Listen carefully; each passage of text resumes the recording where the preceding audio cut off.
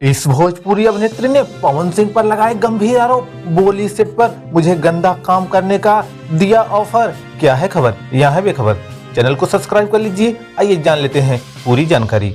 भोजपुरी अभिनेता पवन सिंह एक बार फिर से चर्चा में आ गए हैं। अभिनेत्री यामिनी सिंह ने उन पर गंभीर आरोप लगाए हैं। एक्ट्रेस ने पहले भोजपुरी सुपरस्टार पवन सिंह का लेकर इंटरव्यू में कहा था कि वह उनके साथ काम इसलिए नहीं करती क्योंकि उनकी फिल्मों में स्पेस नहीं मिलता। अब हाल ही में एक साक्षात्कार के दौरान यामिनी सिंह ने खुलासा किया कि वह आखिर क्यों पवन सिंह के साथ काम नहीं करना चाहती। एक्ट्रेस का कहना है कि अभिनेता ने उन्हें काम करने के लिए कंप्रोमाइज करने को कहा था। भोजपुरी अभिनेत्री यामिनी सिंह ने इंटरव्यू के दौरान पवन सिंह पर गंभीर आरोप लगाते हुए कहा, मैं ये साफ करना चाहती हूँ कि सभी को लगता है कि मुझे पहली फिल्म पवन सिंह ने दी थी, लेकिन ऐसा नहीं है। मुझे मेरी पहली फिल्म डायरेक्टर अरविंद चौबे ने ऑफर की थी जिसका नाम बॉस था। मुझे निकालने वाले न पवन सिंह और न ही कोई डायरेक्टर था, बल्कि मैंने खुद से इस फिल्म को छोड़ा था। पवन पर भड़की यामिनी सिंह अभिनेत्री ने पवन सिंह पर आरोप लगाते हुए कहा, जब मैं सेट पर आई थी तो मैंने पवन सिंह की जमकर तारीफ की थी क्योंकि वह मेरे फेवरेट सिंगर हैं, लेकिन तब मैं उनकी सच्चाई नहीं जानती थी। मुझे पवन सिंह ने समझौता करने के लिए कहा था।